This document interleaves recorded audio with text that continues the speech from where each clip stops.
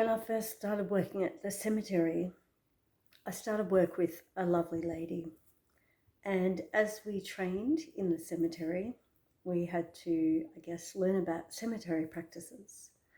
And my friend, well, I'd only just met her, but she told me that many years ago she had actually scattered her mum's ashes when she passed away, as per her wishes.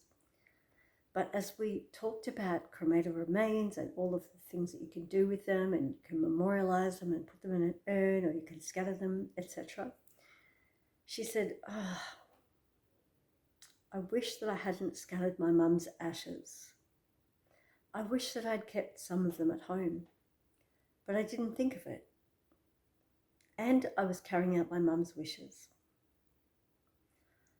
But the next day at work, she raced in and she said, I just had to rush home and check, because she'd taken her mum's ashes to the beach and she'd scattered them there, but she could never bring herself to throw away the container that the ashes had been housed in.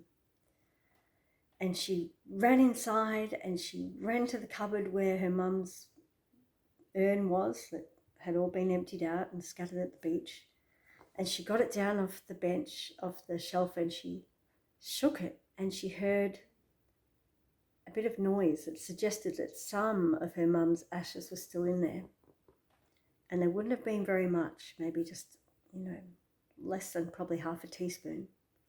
But she came in that day just so happy and so comforted that she still had some of mum's ashes with her.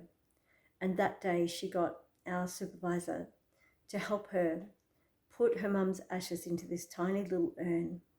It probably would have only been about that size, that she could take home and keep at home.